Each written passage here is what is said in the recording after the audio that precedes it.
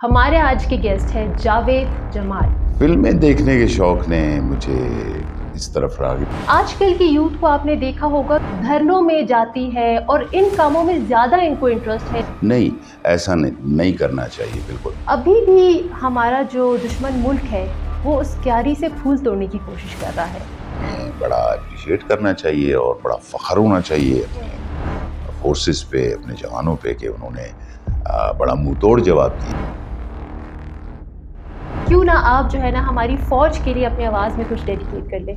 है जज्बाए दिल गर मैं चाहूं, हर चीज मुकाबिल आ जाए। जैसे उनका मीडिया आपने देखा, मैं तो परेशान, मुझे हंसी भी आती थी। वो है तो ये एंकर्स के चाहत फतेह अली।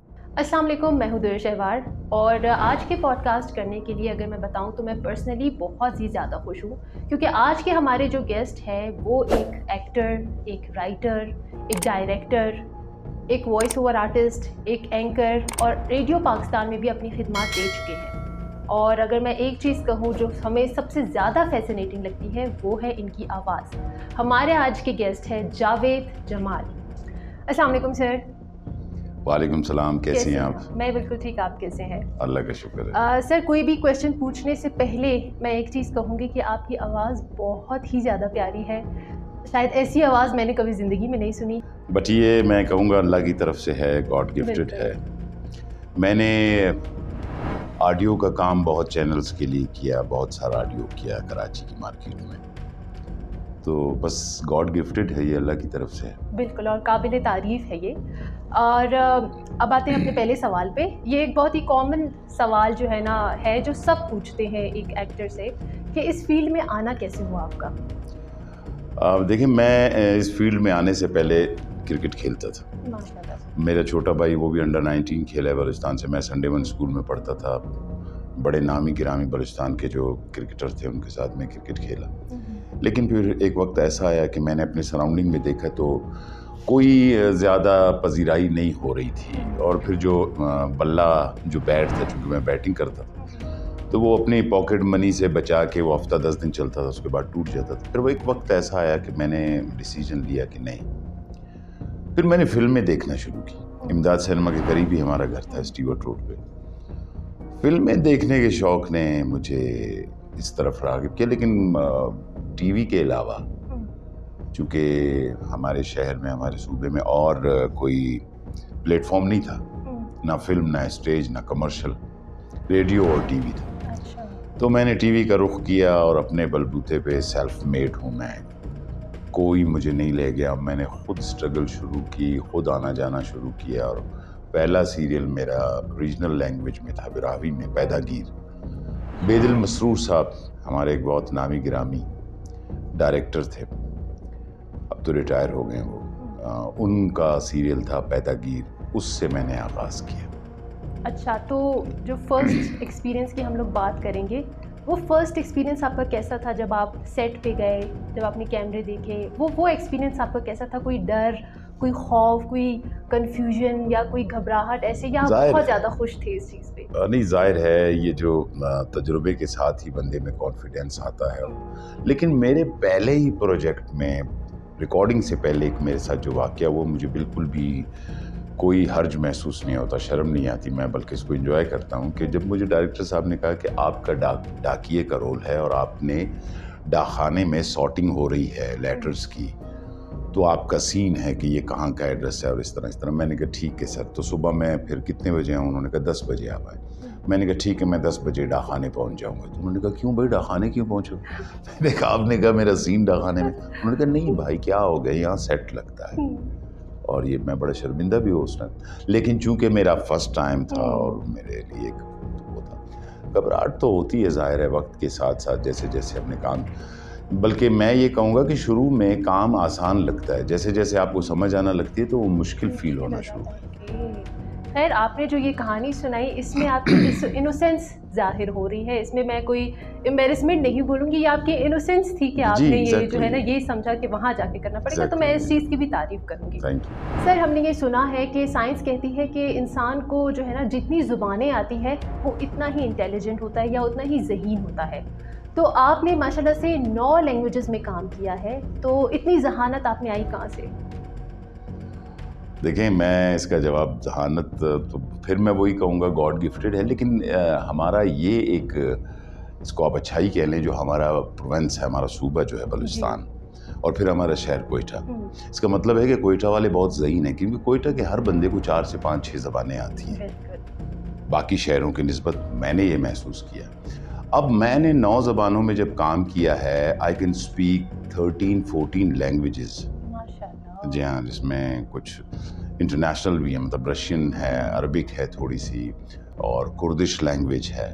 उसके अलावा मैंने पंजाबी फ़िल्म की है, पंजाबी सीरियल किया है, सिंधी बेशुमार ड्रामे किए हैं, बलोची, बिराहवी, पश्तो और हिंदको, सराइकी, इन तमाम ज़बानों में, इंग्लिश में मैंने प्रोग्राम्स किए। तो बस ये एक तरह से आप समझ लें, लेकिन जो मेरी अपनी लैंग्वेज है, जो मेरी मदर टंग है, पर्शियन, उसमें मैंने अभी तक काम नहीं कुछ किया, नहीं। क्योंकि अब शुरू हुआ है यहाँ पे थोड़ा-सा पर्शियन के हवाले से, वरना ईरान जाना पड़ेगा इसके जी, लिए तो काम बिल्कुल। करने के लिए। नहीं, ज जितने आप टैलेंटेड हैं, मुझे नहीं लगता, आई हैव नो डाउट कि आपको ईरान वाले भी काम के लिए बुलाएँगे, क्योंकि जितनी लैंग्वेजेज़ आपको आती हैं और माशाल्लाह से जैसे आपका काम है, तो ये अपॉर्च्युनिटी आपके लिए आई गेस इतनी दूर भी नहीं है, बहुत नज़दीक है ये। हुँ। सर, पहले तो मैं जो है ना पूरे क्वेटा की तरफ से जो है ना थैंक यू कहना चाहूँगी, क्योंकि आपने बलूचिस्तान का नाम बहुत ही ज़्यादा रोशन किया है और हर जगह पे किया है, जिसके हम मशहूर हैं। लेकिन एक चीज़ मैं आपसे पूछना चाहूँगी, क्योंकि हमें पता है कि क्वेटा बलूचिस्तान वालों को थोड़ा-सा धक्का देने वाले बहुत ज़्यादा हैं, उनको आगे ना जाए उनको रोकने वाले बहुत ज़्यादा हैं, और आपने माशाल्लाह से आपने माइग्रेट किया।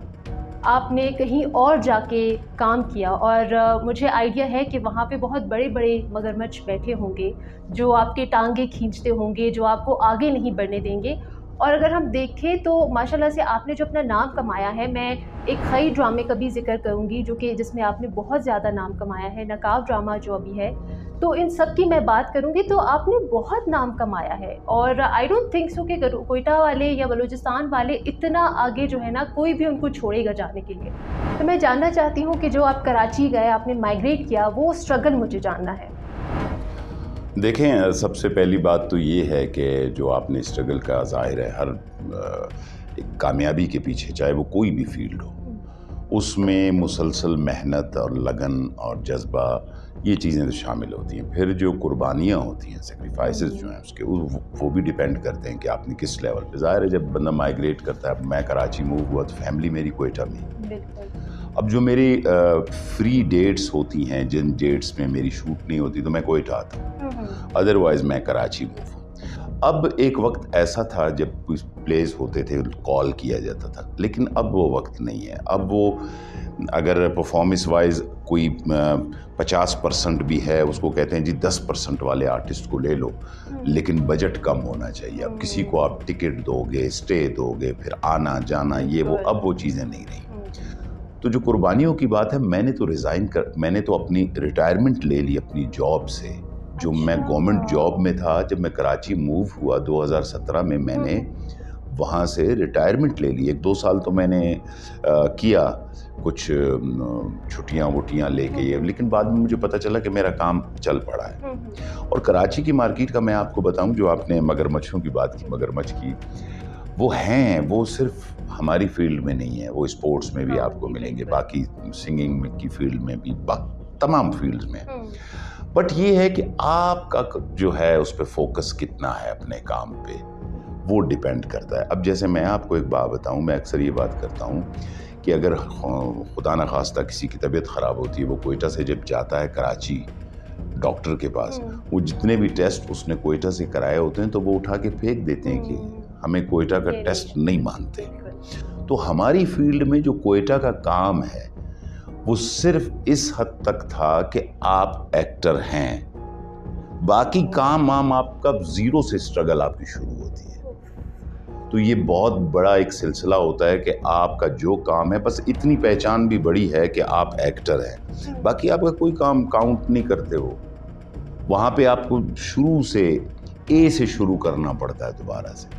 तो फिर वो ज़ाहिर है कि उनके बीच में रह के अगर आप में कुछ है, उसमें आपकी परफॉर्मेंस में अगर कुछ है, चार्म या शार्पनेस है, या आप में वो है चीज़ें कि आप उस मार्केट में सरवाइव कर सकें, तो फिर वो आपको मानते भी हैं, आपको लेते भी हैं, आपकी पजीराई भी करते हैं बग़ैर इसके। नहीं, अभी मैं आपको एक छोटी सी बात बताऊं, पिछले दिनों मुझे खड्डा मार्केट में एक मुझे कोयटा के कोई सरदार थे, मैं पहचानता नहीं हूँ कौन थे वो, बल उनके प्रोटोकॉल से मुझे लग रहा था कि ये कोई सरदार हैं, बड़ी हस्ती हैं कोई।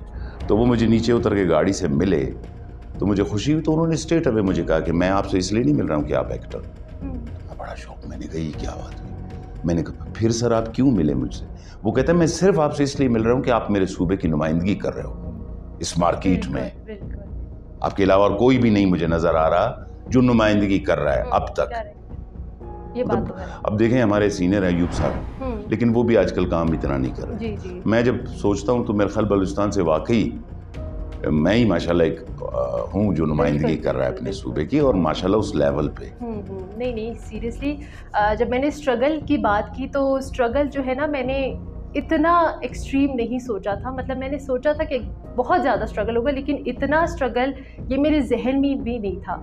और जो आपने कुर्बानी दी है, मैं कहूँगी शायद थैंक यू वर्ड आपके लिए बहुत छोटा होगा, जो आप बलूचिस्तान की नुमाइंदगी कर रहे हैं, जो काम आप कर रहे हैं। I guess thank you is nothing in front of you. Thank you से अगर कोई बड़ा वर्ड था तो मैं आपको ज़रूर बोलती उस चीज़ के लिए। सर, आपने जितना भी बोला, आपने माशाल्लाह से इतना ज़्यादा काम किया है और काबिल तारीफ़ काम किया है, इतना आपने नाम कमाया है। आजकल की यूथ को आपने देखा होगा कि वो काम की तरफ इतना ज़्यादा नहीं देखते या इतना इंटरेस्ट नहीं लेते। उनको चाहिए कि घर बैठे बैठे या तो कमाई आ जाए या फिर अचानक से इनकी कोई गवर्नमेंट जॉब लग जाए और उनको पैसा मिलना शुरू हो जाए। इनका दिमाग स्ट्रगल में या थोड़ी फील्ड की तरफ या अपने करियर की तरफ इतने नहीं है। और आजकल जैसे कि हमारे हालात चल रहे हैं, आपको नज़र आया होगा कि हमारी यूथ धरनों में जाती है और इन कामों में ज़्यादा इनको इंटरेस्ट है। जहाँ पे धरना है वहाँ पे हमारी यूथ आपको मिलेगी, कभी किसकी गाड़ी के पीछे, कभी क्या करते हुए, कभी किस चीज़ के नारे लगाते हुए। तो इस यूथ के बारे में आप क्या कहना चाहेंगे? देखिए, मैं आपको एक बात बताऊं कि जैसे मैंने कहा ना कि जो आपका फोकस है, अगर वो आपके काम की तरफ, मैंने आजकल के जवान देखे हैं। अगर एक जवान को मैंने देखा कि जी वो एक्टिंग के लिए आया है, 1-2 महीने देखा उसने काम नहीं मिला, तो मैंने देखा कि वो सलून में बैठा सिंगिंग कर रहा है। भाई क्यों? कहता है उसमें चांस नहीं मिल रहा तो अब ये करूँ। फोकस नहीं है। अब वही बंदा जो सिंगिंग कर रहा था कुछ अर्से के बाद कागज़ लेके कि जी मैं स्क्रिप्ट लिखूँगा। नहीं, ऐसा नहीं करना चाहिए बिल्कुल। और जहाँ तक आपने कहा कि जो हमारा यूथ है, हमारा जो यंग, जो नारेबाजी और गाड़ियों के पीछे, मैंने प्ले किया है एक दिन का 14 अगस्त। वो वाहिद प्ले है जिसमें मैंने प्रोड्यूस भी किया, डायरेक्ट भी किया और राइटर भी मैं था। उसमें मैंने अपने बेटे को लिया था जो आजकल का एक जवान है, जिसका बाप ब्लाइंड है और वो रेलवे का मुलाजिम है, पाकिस्तान के झंडे बेचता। तो बेटा आज का जवान है, वो कहता है जी मुझे तो यूनिवर्सिटी में ना एडमिशन मिल रहा है, ना हमें कोई वो कर रहा है। साथ एक और है जो तमाम पार्टीज के झंडे बेचता है। अच्छा। तो वो ट्रैप करता है इस जवान को कि तुम्हारा बाप तो पागल है। पाकिस्तान एक दिन 14 अगस्त आता है, अब तो पाकिस्तान में क्रिकेट मैचेस भी बंद हो गए हैं। कौन क्या कर रहा है, वो अपने बाप के साथ उसमें रहता है। लेकिन बाप जो है वो कहता है कि तुम क्यों नहीं मेरी बात समझते। वो आखिर में उसको पकड़ता है और पूछता है कि तुम रोज पूछते हो कि मैं सिर्फ पाकिस्तान के झंडे क्यों बेचता हूँ, तो अंधा हूं मैं, मेरा हाथ बढ़ता ही एक झंडे के लिए। तो काश इससे बेहतर कि हम सब अंधे हो जाएंगे, हम एक झंडे के लिए सोचें।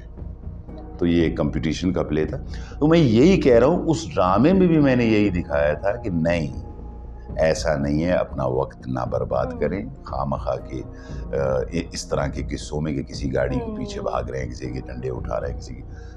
अपनी मेहनत करें और अपना फोकस रखें, जिस चीज़ में वो चाहते हैं नाम कमाना, उस पर फोकस रखें। सर, आपसे बात करके जो है ना पता ही नहीं चला वक्त का, लेकिन ये है कि हमारे प्रोग्राम का जो ड्यूरेशन है वो ज़्यादा हुआ जा रहा है, तो हम इसको जो है ना पार्ट 2 में कर देंगे ताकि हम जो है ना कुछ और बातें आपसे करें और कुछ और सीखने को मिले आपसे। पार्ट 1 हमारा यहीं पे ख़त्म हुआ चलता है, तो हम मिलेंगे पार्ट 2 में। तब तक के लिए अल्लाह हाफ़िज़।